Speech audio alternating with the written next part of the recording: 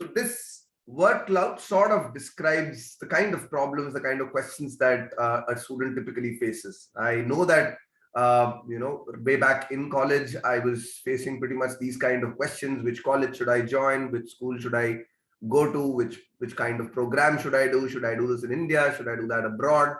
Should I work before I study? Should I study after I work?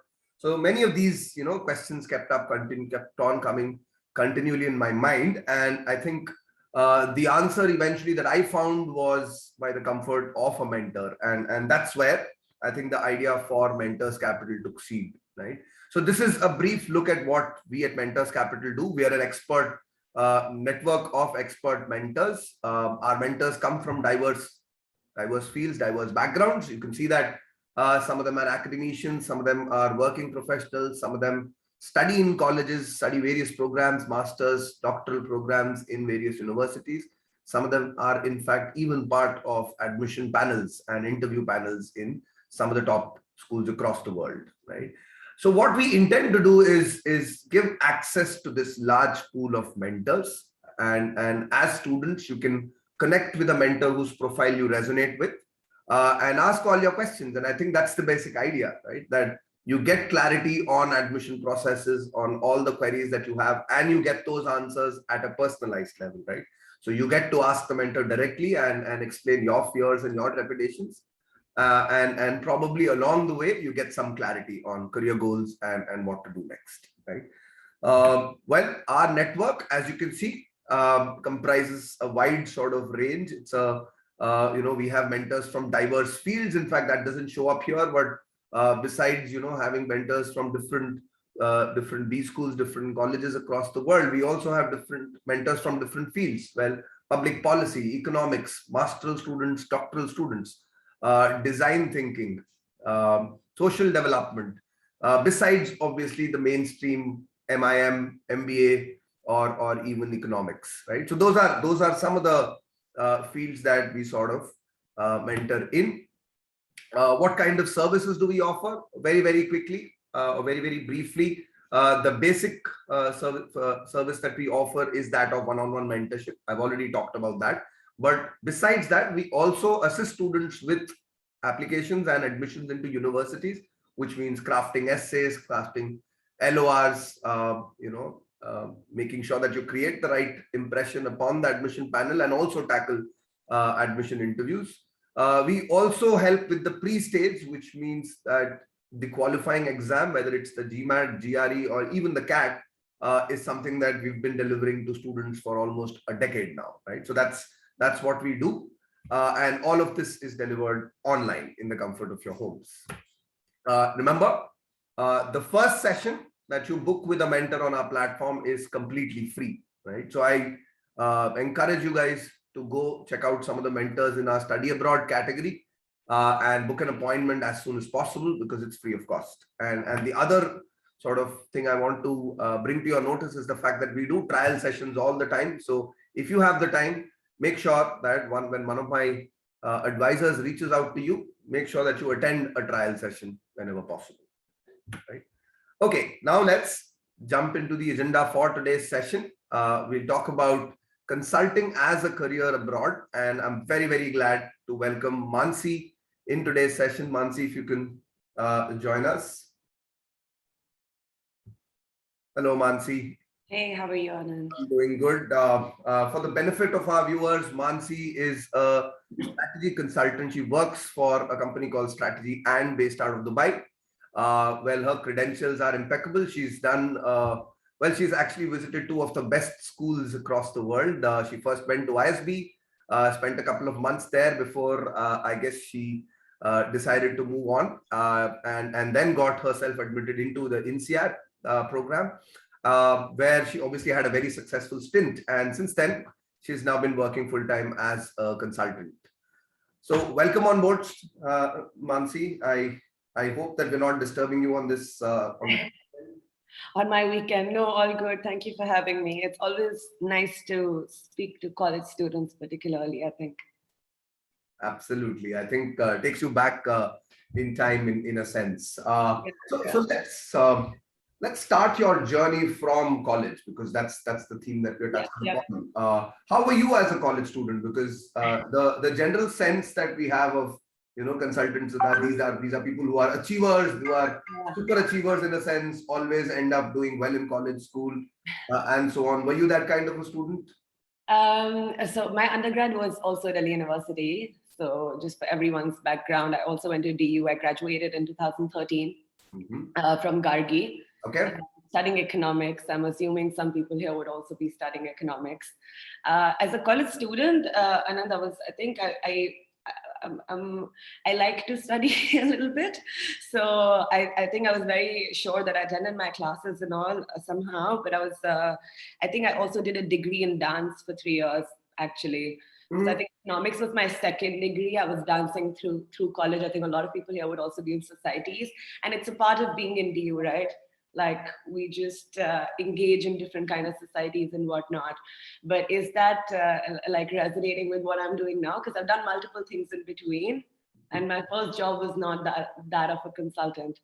So yeah, college was great in that sense.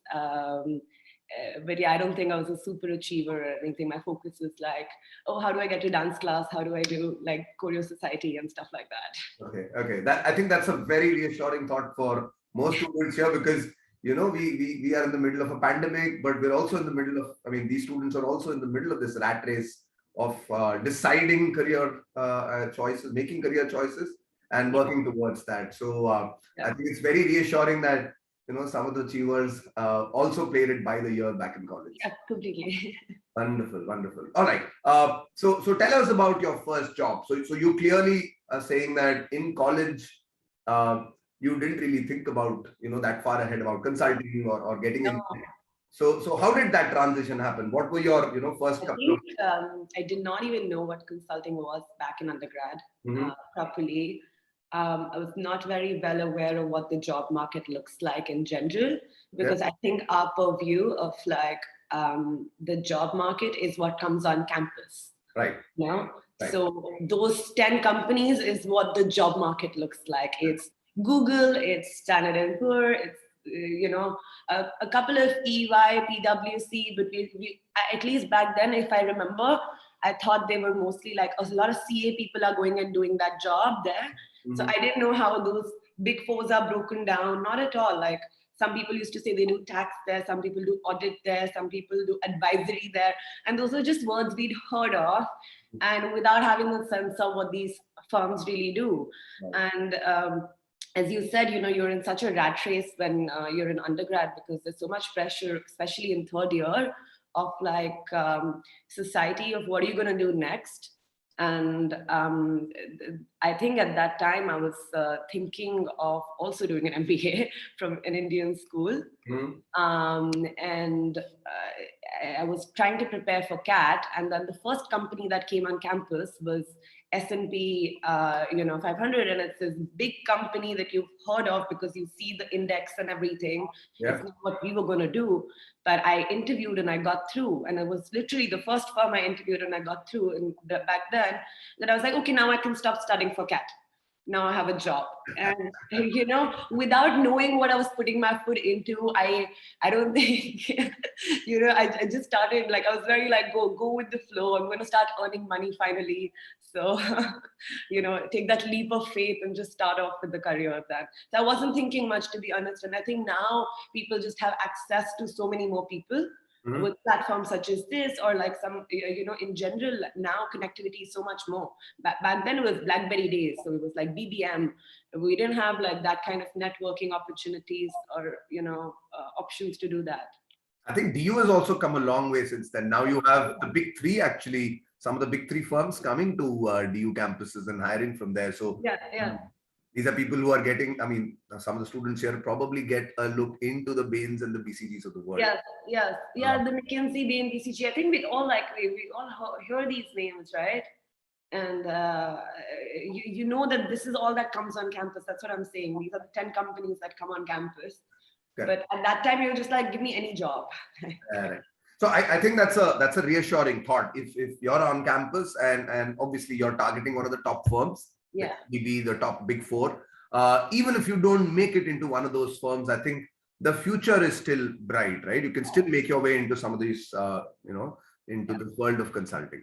All right. So you worked with Standard and Poor, and I guess you also worked after that for a South Asian firm. You were working for the South Asian market for that company. I'm sorry, For the Dutch firm, Dutch yes. company. Sorry. Yeah. So I started my career with when I was in college. I did 2 internships. Mm-hmm. So backtracking, my first internship was with Perfetti. Okay. So the Alpenliebe company. Then my second internship was with a subsidiary of Sanofi in Amsterdam. Huh? And then my first job, as you just said, was with S&P. And with S&P, with the role as research associate. So I think it was a good starting point of the career, just to understand, because as the research associate, you're sitting and like researching companies all day. Sure. I think that also gave me a purview of what lays out there. But I don't think I enjoyed research as much, like just research, because I was not executing, I was not talking to clients, and I wanted to do something that was more dynamic. And actually, I remember when I was switching from S&P, Grant Thornton, which is also another consulting firm, I interviewed with them, and I was picking out between Grant Thornton, entering consulting back then, and the job that I did with a startup. And I ended up doing the startup then, but I did look at consulting at that point, and I didn't do it. All right. That was more, I think, that was the only time I interviewed with a couple of Indian consulting firms. Okay. And then I worked for the startup for about 2 years. They were based in the Netherlands, and I was managing the South Asian market for them, and then the MBAs. Yeah. All right. So you did start thinking about consulting when in your stint at S&P. But I'm curious. I mean, most of us, you said you started college thinking about CAD, and then you got your first job, and all thoughts of CAD vanished from your mind. And then 2 years later, you're a little bored with the kind of work you're doing at S&P. Didn't think about an MBA then? I did. Huh? Okay. I think I told you this when we spoke last time also. That is when, so my options probably would have been IIM Shillong, because I did do the CAD and I did get into one of the IIMs back then. Consulting, startups, so these were few options, when I was trying to quit or like move out of S&P at the time. So how does, since you've seen both sides of this MBA debate, right? One is the CAT route, getting into the IIMs and getting through that rigmarole, and at the other end is the GMAT, and it's a whole different experience applying through the GMAT. So how would you compare, in your personal experience, not an opinion about the tests themselves, but in your personal opinion, what was it? How would you compare apples and oranges in a sense? Yeah. Oh God, I'm so happy for the last 2 years of not finally studying. I think I've been studying since like 2010. So I think with the CAT and the GMAT, it's CAT is tougher. Let's just put it that way. It is a tougher exam. It's a harder one to crack, I felt. And I think preparing for the CAT kind of like prepared me for the GMAT as well. Absolutely. So I think, but I also was, it's a funny journey, because if I look back, I was kind of like giving the exam every now and then. I used to keep studying in between.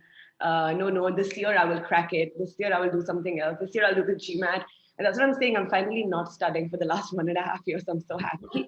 But I think I studied too. Like I used to just like, I wanted to keep myself in the momentum of like, okay, if I have to give an exam, and it's quant and verbal, right? So I think overall that's the difference. I think in general, like you don't need to do such an extensive application for the Indian schools, right? Yes. Indian schools in the sense of the CAT route, you don't have to do such extensive applications. It's not that big a worry. Honestly, your profile is not that big a worry compared to a GMAT application where like you're applying to schools and you're writing down essays and re-reviews and whatnot. I don't know if the system is still the same. It's evolved a little bit. I think today, if you get a shortlist from an Ahmedabad or a Bangalore, there is a subsequent form with essays and stuff. Okay. So I don't think we had that back then. We did not have essays back then. No, maybe 5 or 6 years back, it wasn't much of a practice. One or two selected schools were doing that, but not everybody. But I love the fact that you used the word momentum, and I think this if you guys need to take something away from this section of our discussion, it's that if you're preparing for competitive exams, do not lose hope. I think you need to carry momentum year on year, right? It sometimes builds early, which means in my experience, I've seen people crack it the first time around, but then some others take 3 years or 4 years. And from Mansi's own words, I think it's more the continually keeping at it continually, and just building that momentum year on year, which really creates an impact. And it's really like, I think that this is actually a key takeaway even from me. And like, I was speaking to a student some time back, and he was in a situation of like, okay, I've given my GMAT. Should I look for a job now, or should I apply to colleges now? Should I study now? And that's what I feel. I was like, we can't be unidirectional. Some people are lucky, okay? We have to accept lucky, and some people are very good at, giving an exam and like clearing it in the first go.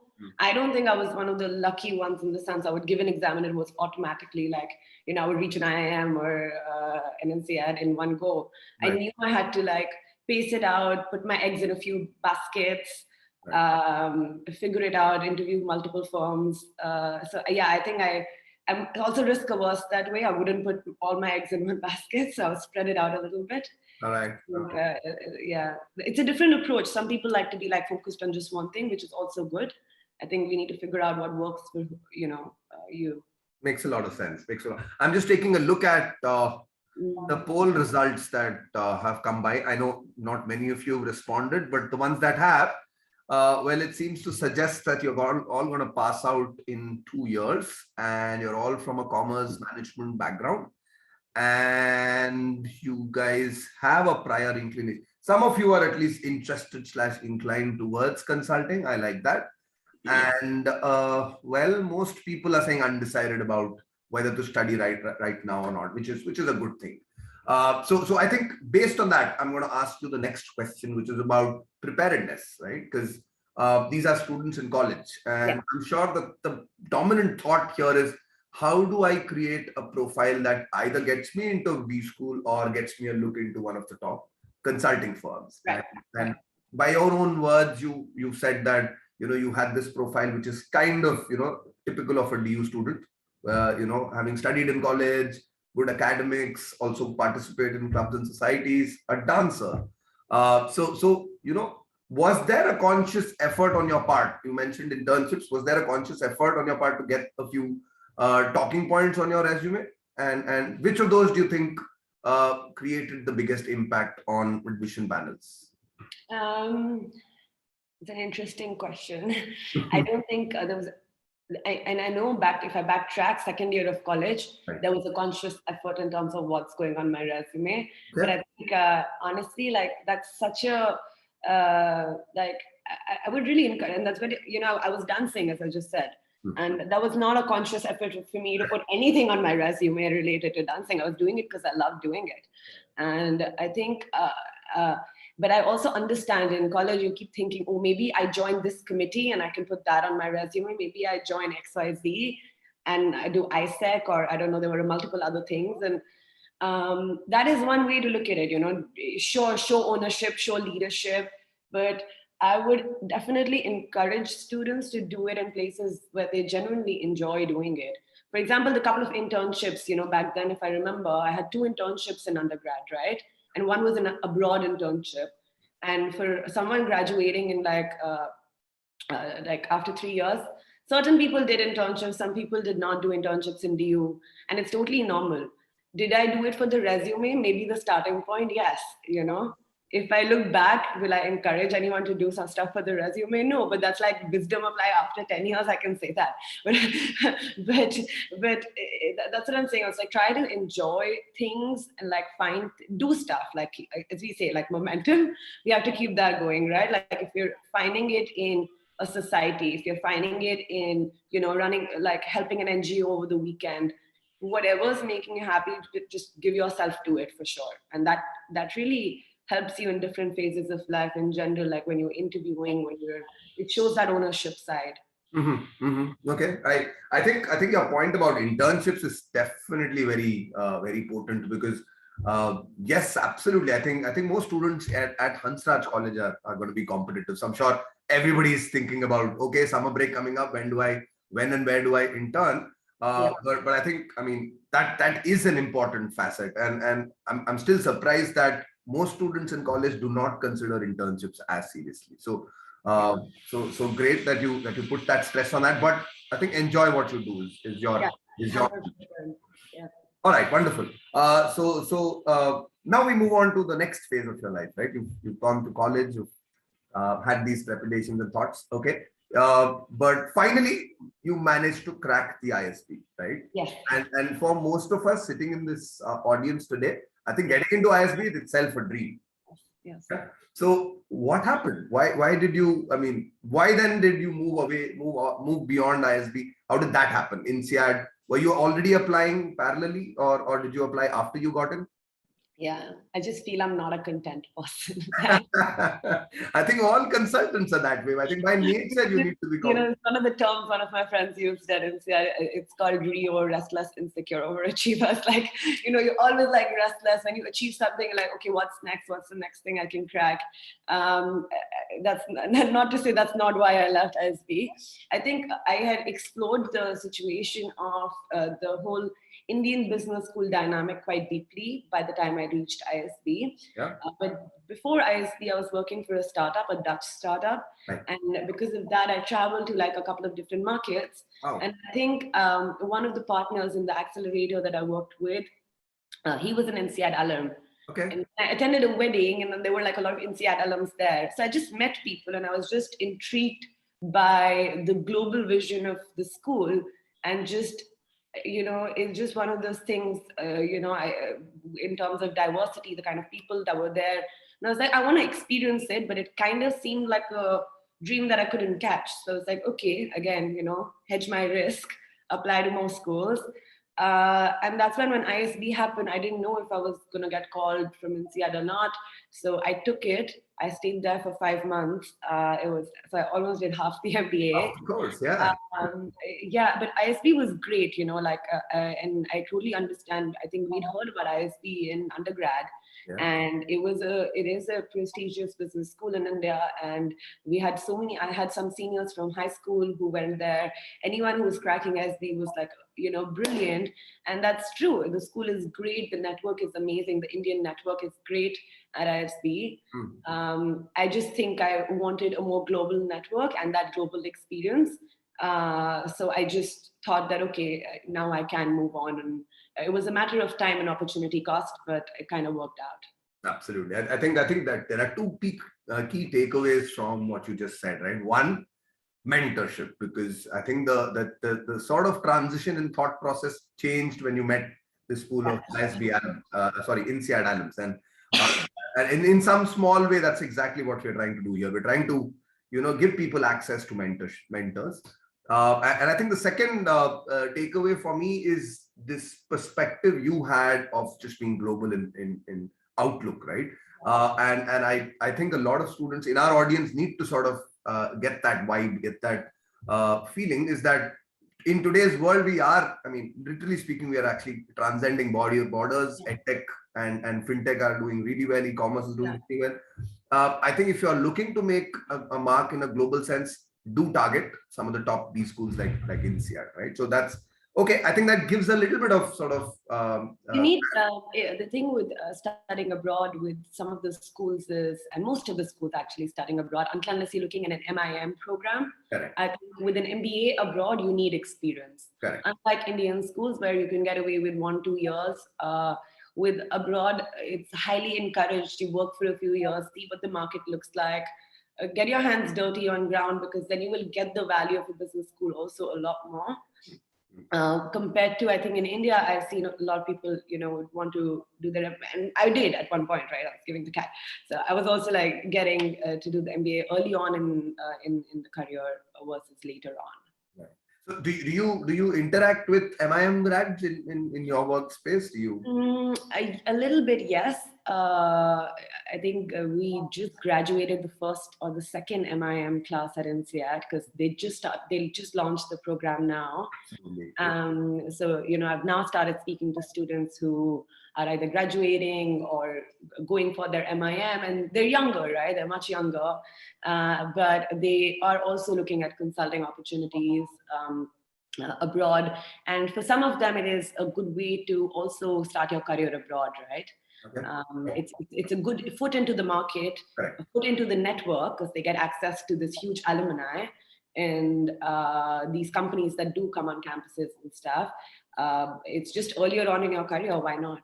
Like, Correct. And I think, this is a point that needs to be sort of reinforced, is the fact that, with under 2 years of experience, you can still target one of the global B schools, right? And INSEAD, typically you apply, I think, with maybe 5 or so years of experience is when you really think you have a serious shot. But the MIM program is different. You can actually apply straight out of college, and it still gives you. I mean, I don't think it's we can say it gives you the same opportunities, but it gives you comparable opportunities based on your profile, and that's what. it's just the level you will enter the firm is going to be different, Which is right. which is obvious, because if you have different experience for different levels when you enter a firm. Let's make that specific about consulting. So let's say consulting firm hires an MBA from INSEAD and then go looks at an MIM grad from INSEAD or something. I don't know but like, for example, I joined strategy and as a senior associate after an MBA, and that's where they hire from all the top schools. Yeah. From the IIMs also, actually, at strategy and so we hire from, I think, Bangalore and Ahmedabad, if I'm not wrong. Yeah. And we hire from the MIM programs, and those they get into as an associate and an A2 level. Okay. Yeah. So the difference is one level lower. One or two levels, yeah.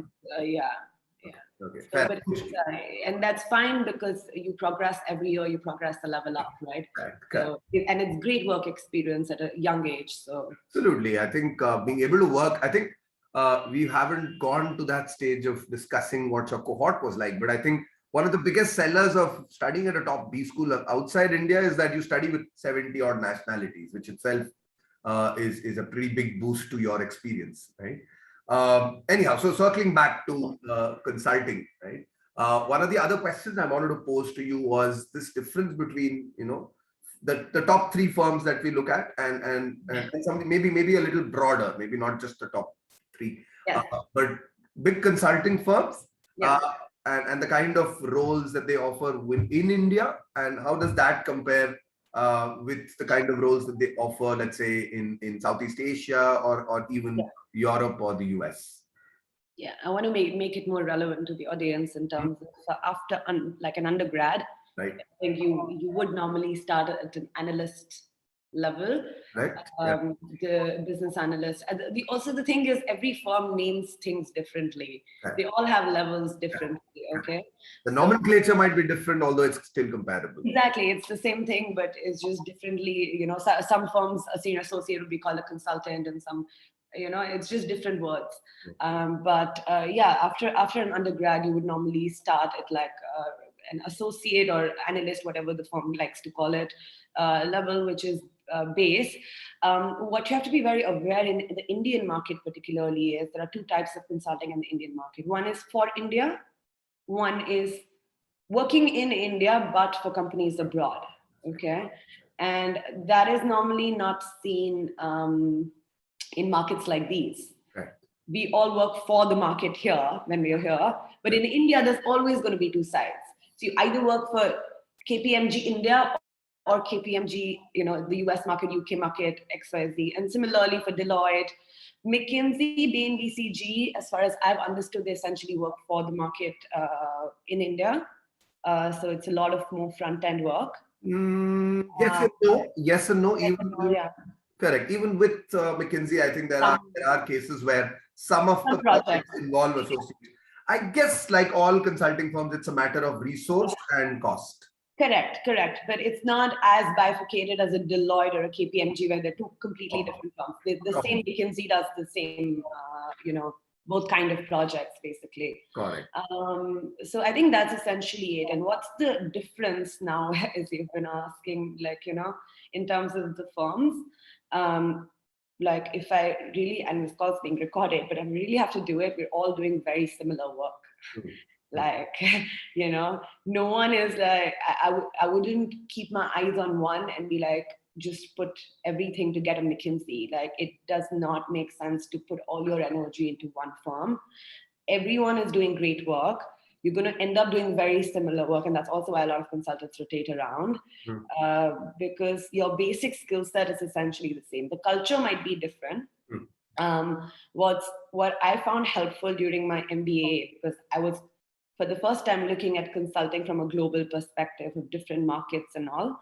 And I was applying to different geographies actually for different firms. So I interviewed, for example, with Accenture in Singapore, with Rollenberger in Amsterdam, Strategy and the Middle East. So, I had my spread that way. But what I was realizing in conversations and by speaking to people, I was trying to understand what kind of firm is doing what work in that region. And you will see strong firms in certain regions based on, when you speak to people, you'll figure out with the size, the kind of projects they're doing. Certain firms are the stronger ones in different geographies, right? So one firm might be doing really well in the US, but they might not be that strong in the Middle East. Someone might be overall, yes, they're doing similar work. But that's how I was trying to, at least, because when we apply at INSEAD, we normally, with the consulting firms, with the top consulting firms, we pick out 3 locations, top 3 geographies that we want, offices that we want to apply to. Okay. And that's a tough decision, honestly. What, the world is an oyster. Which geography do you apply to? One, I was checking again, how the firm is doing in that region. 2, I was checking, do they need people? For example, they have a demand of oh yeah, we need 2 senior associates in this region that they might be doing really well. But do I really have a chance in getting that? Versus a firm that really is growing like crazy and they're hiring actively. So I know they need a demand, I have a higher shot of getting that market. Makes sense what you're saying. Well, I mean, the question was intended to sort of explore if there are any significant differences. And I think you put that to rest, saying, no, there isn't much to choose. Whether you apply in India or abroad, the work remains pretty much the same. I guess it might have to, the differences might have to do more with the kind of competition you face when you get in. And also the kind of work hours and work culture that you face. India and abroad, definitely, culture is very different, very, very different for sure. And that's not India and abroad. It's India, Dubai, Amsterdam, Singapore, London, US. Work culture is going to be different for sure, right? Yeah. In general, the market cultures are very different. So, and the kind of projects they do are also different. For example, in the Middle East is driven by oil, right? You cannot be in a Middle East interview and be like, I'm never going to do oil and gas. I don't want to do it, trust me. But you know that the market is driven by 3-4 certain sectors very strongly. Some certain sectors would remain across, like healthcare, like finance, like banks and stuff. These sectors are the strong ones, but sometimes you will see quantum of workload, quantum of industry would be higher with certain sectors in certain regions. And then there is targeted consulting. Some people get into directly, for example, I had a friend who joined Grant Thornton after undergrad. She was with me in economics. She joined into government consulting, So she was doing government sector right from the beginning, versus I have started now and I'm still doing a generalist role. Right. I did healthcare, I did telco, I'm exploring industries. Okay. Interesting that you transition naturally towards what you're doing, because that would have been my next sort of theme of questioning, which is to talk about, I think one of the points on our agenda today is to talk about strategy consulting, right? Because that's the most fascinating aspect of a consultant's role, is how do you craft strategy? How do you, consult firms on what they should do from a strategic point of view?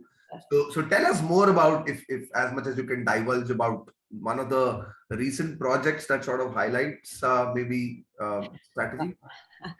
I'm putting you on the spot there. Yeah, a little bit, not too much. I'm starting a new one actually. I started a new one just yesterday, day before yesterday. Okay. But I think overall, as you said, as a generalist, when you get in, your essential skill set is problem solving, right? And it unlike the niche boutique consultings that I'm talking about, where you need experience or you're focused in a domain, you're applying the same thing here for the initial years of your career. You will eventually move to an industry after maybe 3 years, 4 years, 5 years. But right now, if I enter an industry right now, if I'm starting a project, I'm not expected to know everything about that industry. And I think the biggest learning that comes from that in consulting is the humility part of like being humble about the fact that you don't know and you cannot know. You feel like you can't be an expert in all the industries, right? And that's, I think, something that consulting teaches you beautifully, in the sense of it's okay to not know, but it's also okay to know that you can find it out. I don't think humility and consulting go in the same sentence. They do not. I feel it comes to me because I genuinely, when I start a project, I know nothing about the industry. And you're consulting clients who've been there for 20 years doing the same industry. They know so much, right? And you're advising them as a fresh face in the thing. But it's also like access to resources. You speak to people, you speak to clients, the whole problem solving approach of trying to understand what's going on, speaking to partners, speaking to experts, data and all of that, and putting it all together to be able to solve it. Sounds easier when I say it that way, but that's essentially it. If I have to dive into a project, for example, I've done one telco project and one healthcare project so far. And essentially, like my first project in consulting, I had no idea whatsoever how to do. And also that's when you realize, when you get hired after an MBA, you're hired at a senior associate level, and your associates probably know way more because they've been around, And again, I would say it's the humility part again, because you're at a place where your juniors would know so much more because they've been around so much more. But that project was, for example, we were trying to solve an internal process issue. So they had a process which wasn't laid out properly. So it required me to interview almost more than 30 people at their firm, understand where all the issue lies, suggest how they could improve that process and what the new process should look like, versus another project could relate to anything. You could be looking at profitability. How do you increase revenue, reduce costs? Some can be more strategic in the sense of, because in the Middle East you do a lot of government work. So a lot of it could be government oriented policies and whatnot. So I know a lot of the people sitting in the audience, I'm sorry to cut you short there. I know a lot of the people sitting in the audience are suddenly thinking about their case books, thinking, hey, she's talking about profitability, costs and revenues, and immediately some of those case questions come up. Interestingly, the thought that came to my mind was that is consulting on the job similar to you solving those case studies, or is that different? Because I mean, in college, you get this feeling that, hey, it's a bunch of asking a bunch of relevant questions, getting those answers. Yeah, you start the case by asking a lot of questions. I would say that's a very mini version of it, right? What you're trying to do in the 30 minutes of doing a case, you try to do over 3 months. It's not exactly so easy to solve it, because I feel like in those 30 minutes, you're like, I have to crack the case. But I think this is more, I would say, just imagine a broader version of multiple more issues in between, sometimes completely not knowing what to do. So it's a journey of sorts. But for the consulting prep, if the students are doing that, I would highly recommend having a couple of buddies to do it with, the case preps, if they are doing that. All right. So, I mean, just to sort of, again, bring it back towards strategy and at least the kind of, I think the theme that I want to explore is, within consulting, what kind of problems do you solve, and how do you, start with a bunch of problems to get to work on, and slowly sort of gravitate towards strategy, core strategy, because I think that's something that is at the pinnacle of, in a sense, the job that a consultant does is craft strategy. So how do you transition towards that? And in your firm, is there a setup where you have multiple maybe divisions that some of them end up transitioning towards strategy, and the others maybe towards implementation and the other aspects? We don't do a lot of implementation. We essentially do strategy work. Okay. So we don't do too much implementation. But what really is strategy? It's, I think, the most loosely used word in business, if I'm not wrong. Everything is like, oh, you need to have a strategy for this, you need to have a strategy for that. And what are we really trying to do is you need to have a plan to do something, right? We're not doing implementation. I think Accenture, for example, does a lot of implementation. McKinsey probably in India does a lot of implementation. Right. So certain firms, like maybe one-off projects, become implementation when you're too close to the client. Right. But the whole core of it is like, what's your plan to implement? And to develop that plan is essentially what we're doing. And you would have seen in all of these memes and jokes about consulting and PowerPoint and making multiple decks. It is a part of the job, like it comes with it. And so yeah, I don't know if that answers your question, in the sense of like implementation and strategy and devising that strategy. So I think for a lot of people in the audience, just that bifurcation should make sense. That hey, even within the world of consulting, they look at crafting strategy or solving the problem, like you say, as different from actually implementing it, right? Not just finding a solution, but to execute it is an entirely different ballgame. Yes, and I think it's different. It is different. Implementation work is very, very different. I think exactly what I pointed out, Accenture does a lot of it. But for example, if I'm saying, in my next project, if I'm working with a firm and I'm helping them, increase their revenue, cut costs, but it's real time. Like, I'm seeing when it happens. I'm not directly implementing it. I'm devising the strategy of how it should be done, and I give it to their team, and then they, do it. But I'm also seeing it happen, for example, versus me being on ground. And a lot of tech stuff is very implementation, I've noticed. A lot of technology consulting is very, very implementation based, because they need to change like data server systems. They need people on ground. All of that would, how do you exactly implement it? What should the direct plan be for that? Yeah. Okay. That does sort of put some perspective on strategy as a field, because I mean, to my mind, this is strategy is more rewarding as in terms of career than implementation is. I again, it's glorified, it's used. It's so glorified because it could link to anything, right? Like literally anything. But think of it like, if you were a corporate, a normal industry, right? I'm a bank, and I have a strategy team. I have a CSO, Chief Strategy Officer. I have a team under him. What is he doing essentially? Like they're consultants for the, in a way, right? They're devising strategy. When I was at INSEAD, I did an internship with Microsoft. My role that time was speak to people, devise.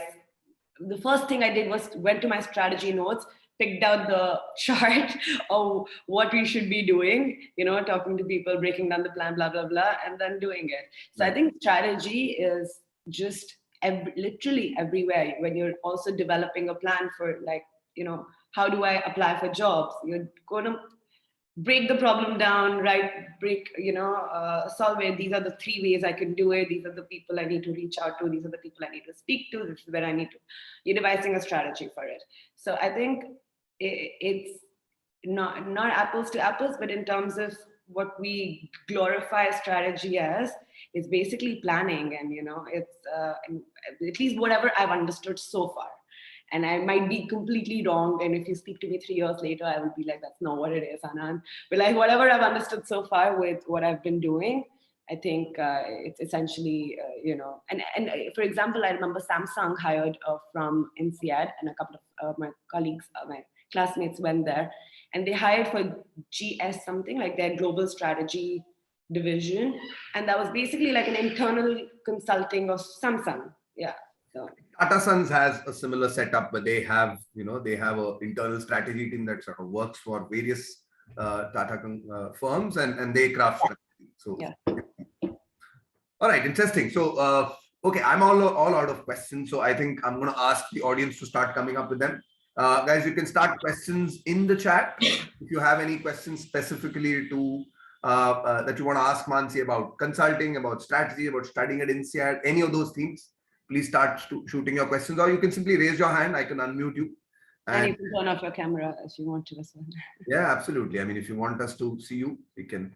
Okay, I'm getting a question here from Tanu. Tanu says, when it comes to internships, what's your opinion about the kind of internships we do, right? And so I think her question towards the very end says, like, should we do more finance-based internships? Yeah. What does it say on the CV, I guess, is her question. Yeah.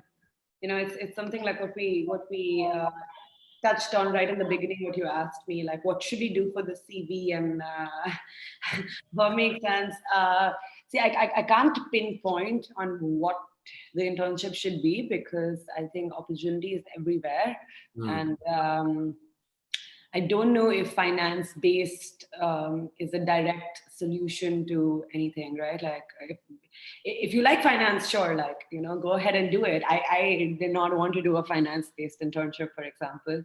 But if you enjoy it and if you think finance is interesting, definitely, like, I think it's a good space to explore. I think see it in terms of areas, like exactly what I was saying. If you're looking at consulting after your undergrad, for example, you might just want to explore an internship with a consulting firm itself if they are offering that.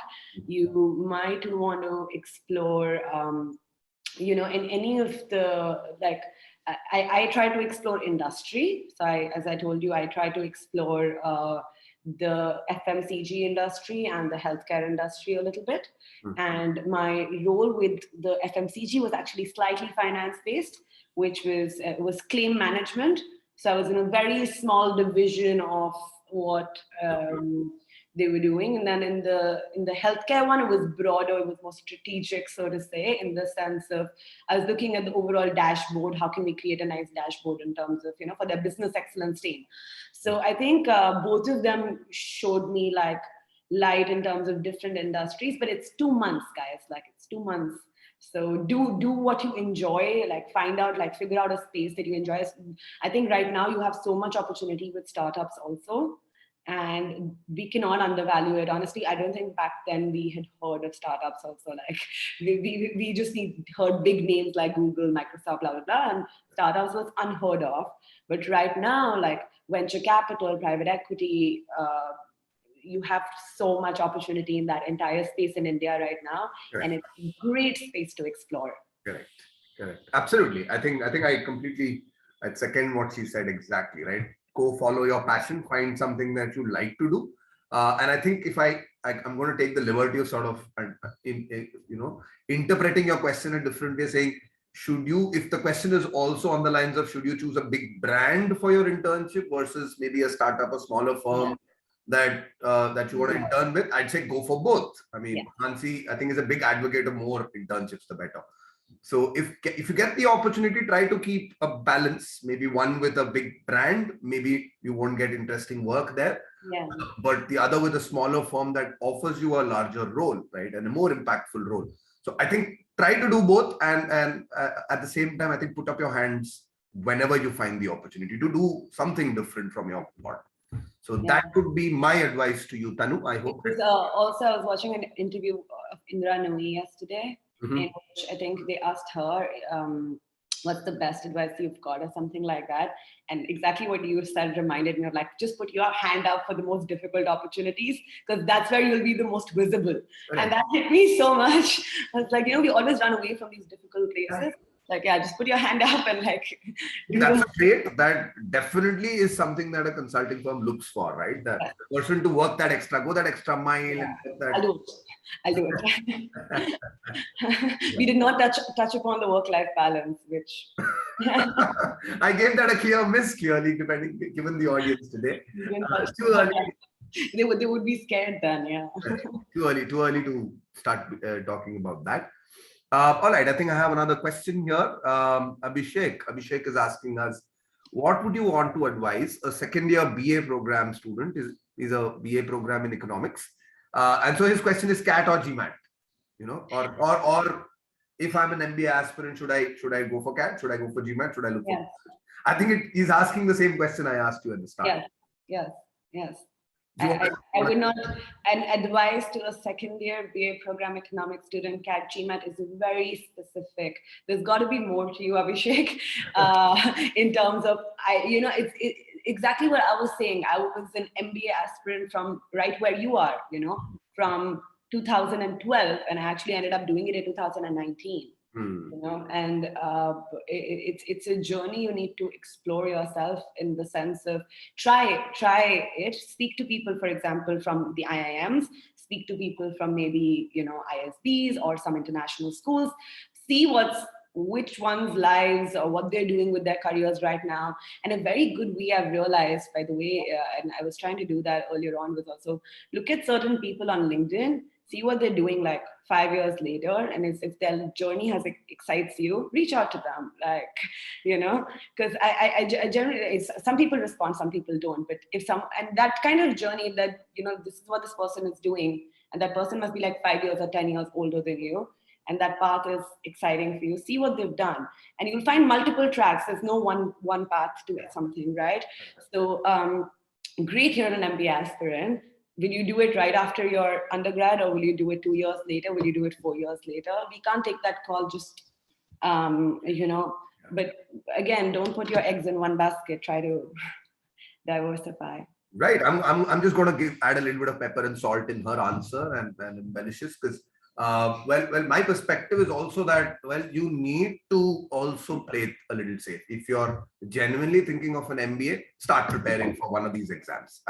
I mean, from Mansi's own admission, you prepare for one and you're automatically preparing for the other. So start preparing, number one. Number two, in college, if you're already considering management, then consider the ISB's program very seriously, YLP, because I mean, it gives you a entry is easier than it is through the CAT. Obviously, you're going to have to fend for, the year and 9 months that you get, before you join. So I think my advice to you would be, start preparing for one of the exams, decide which one you would prefer, and start that in college, because that's when you have a little more time than when you start working. And along the way, I think everything that Maansi has advised is spot on, right? Keep exploring your options, keep your momentum going, write it year on year, but make sure that your profile does not stagnate, right?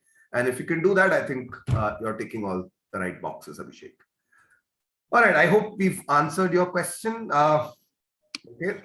Tanu's asking us another question. I'm going to come back to your question in a minute, Tanu, but I have one from Saloni. Saloni says, if somebody is looking forward for higher education, do internships play a developing role in any way? But she's also added saying, is it better to take some certificate courses instead? Right? It's a very interesting question. It's that what kind of higher education are we talking about? Masters, MBA, maybe. Okay. She means a master's program. She's already done an undergrad. So if I'm considering a master's program, I think maybe we could answer it MIM versus, MIM or masters in economics versus an MBA, I guess. Yeah. No, I think I remember also exploring the masters in economics versus an MBA. Again, Saloni, I don't think there's a direct answer in terms of what you should do between the two. The point is also, one, I don't know what higher education you're exploring, but do you see a gap in knowledge that you need to bridge? If you do see that gap in knowledge, then sure, go ahead and do a course about it, right? If you see a gap in physical experience that you must have for that degree, for example, an MBA, I genuinely feel you're going to go study anyway. Actual on-ground corporate experience is way greater than doing a course. But for example, you're like, yeah, I need to understand this part of finance that I don't understand clearly. Sure, you have a lot of options to do it. Right. So I think that's how you can gauge where you feel there is a gap in your experience and learning, and how can you bridge that gap? Would it be via a Coursera course? Would it be via speaking to 10 people? Would it be by starting your own business? Would it be by interning? Yeah. I think the sense that we want to give you, Saloni, is that it's not an A or a B. I think it should be A and B, right? Because the value that an internship brings is much, much more than just the industry and the work that you do. I think it's also, a lot of intangible stuff. You just having worked in a professional environment, gotten, orders and being punctual and etc. etc. But you guys are just starting off with like just kickstarting your career. And if you do see yourself in the corporate world, there is all the time is good time to go and experience it, right? Yeah, absolutely. But certificate courses, on the other hand, I think my perspective is that I think they're a good option as well. But like Maansi says, I think it could probably only indicate more of an interest and inclination towards the field rather than any real expertise. Because I don't think you can do a Coursera course on Python and claim to be an expert on it, right? But what you could do is that make a case in your application for an inclination towards that field, that you could justify way of an internship and a course that you did, right? I hope that sort of answers your question, Saloni. Okay, Tanu is back. Tanu saying, okay, what would your advice be to somebody who's a novice in consulting? Would you recommend any books, or would you recommend any reading material?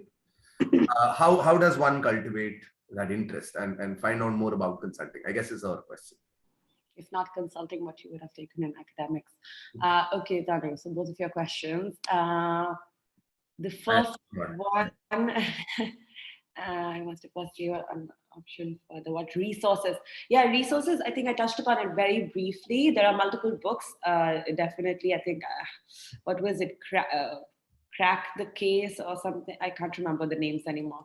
I will check though. I had, I think, 3 or 2 books that I was using to do my cases, to do my case prep. And what I was also saying earlier, it's good to have like a buddy system of sorts to do your cases practically, and like now you can do them virtually or whatnot. But it's important to, like, more than reading, actually doing it, because reading is one thing. You'll get the theoretical knowledge for sure. Like, you'll get your basic business sense and read through those Crack the Case books. I can't remember the names. I'll send it to Anand later. But just read through those books in terms of getting the basic sense of problem solving and structures and methodologies and whatnot. And once you have that, once you've done that studying, pick out 2-3 people, do cases with them, and it's fun. Like, some people hate it, but it can be fun. It can be intimidating in the beginning because you're in front of someone, the other person's interviewing you and all that, but you'll actually solve it and think of it very logically. There's some math involved also. Do some market sizing, guesstimates. Start doing problem solving that way. I think that's your. I think the other thing that the buddy system does is that it also puts you on the other side of the table. Yes. And I think that perspective is very important, to know that somebody sitting on the other side of the table can think this way and ask these kind of questions is an interesting perspective. Definitely. Okay, Abhishek's asking us about academics. I'm sure you can see that. 999.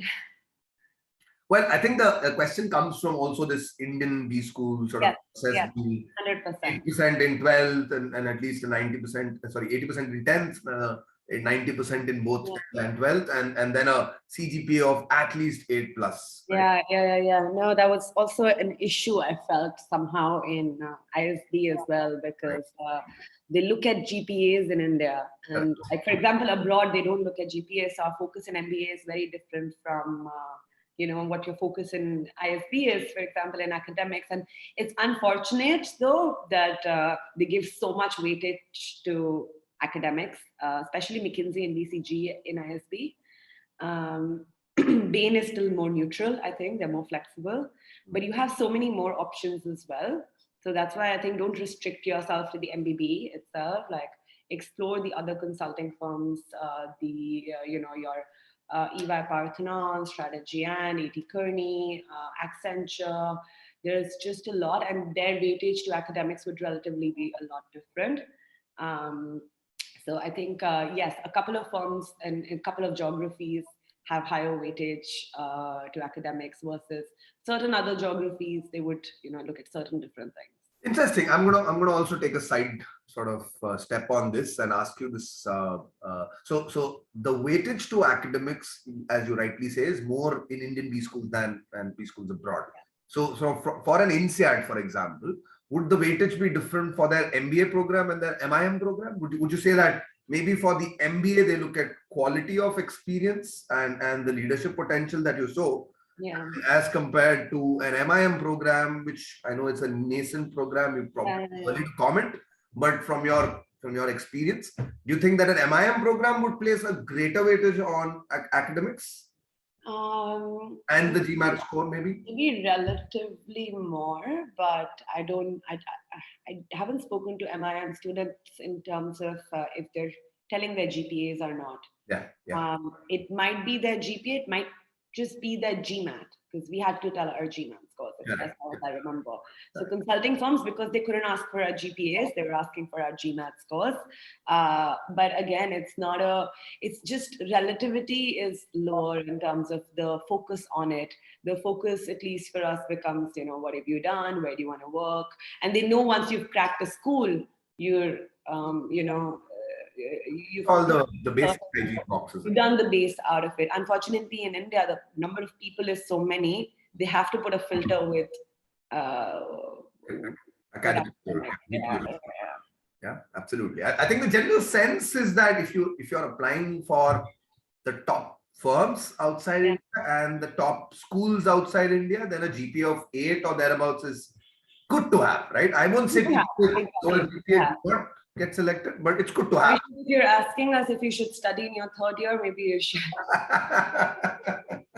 Yes, and I would go one further step ahead and say, if your CGPA is below 7 and you want, if you're considering taking improvement exams, go ahead and do that as well, right? I think. But don't be stressed about it, as you correctly said. It's good to have, but definitely, if you do not have it, don't think you can't make it. Like that's my. And like Maansi herself says, I think academics can be sort of made up by a GMAT, by a good GMAT score. Yeah.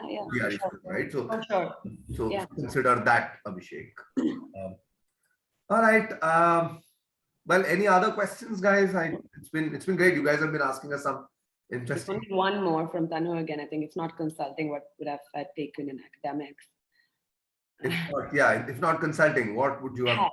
I mean, I was in tech before, so I was doing Microsoft, and then before that, a tech startup. I think I would love to be in that space, maybe as an alternative. Data science? No, I wasn't a data science person. No, I was again, more operational stuff, academics. I think I loved economics in undergrad, and I was very close to also considering a master's in economics back then.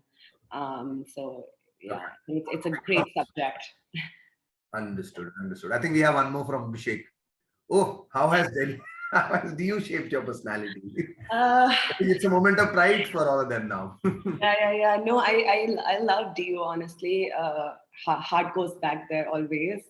And I think more than shaping, like, I don't know, in terms of shaping the personality, it's a formative year, so to say, right? Those 3 years.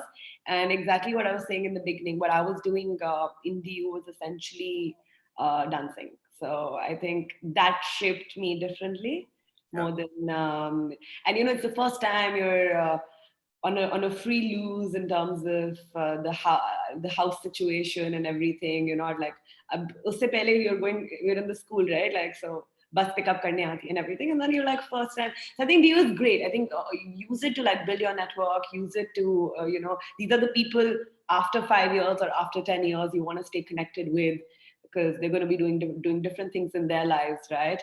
And DU is very well recognized internationally. I think it's a very good university that way. So I think it gives you a good platform to sell yourself in the future. It's very safe to say I went to Delhi University for my undergrad. Like, it's great. Wonderful. Makes sense. Okay. I think we've all wrapped up. If there are any questions, I guess you guys will write into us. You can write into us at anand@mentorscapital.com. That's my email ID, or better still, just visit the website, guys. We have our contact details listed out there. Post any questions you have. If you guys need any help from us, feel free to reach out. Well, thanks a lot, Mansi, for coming down. Like I said, it's one of those two precious chutti days for you, and you take early morning on one of them. So indeed, thanks a lot for that. Wish you the best with the next coming project, and hope to see more of you along the next few months. Yes, thank you so much for having me, and I hope the students got something out of it. Absolutely, absolutely. It was a very candid and very frank interview. So I'm glad for that. And thanks a lot to Hansraj for hosting this, for making this happen, and wish all of you guys the very best. Please feel free to reach out to us in case you have any follow-up questions. Right. Thanks a lot, guys. It's have a good day. Bye-bye. Goodbye. Thank you.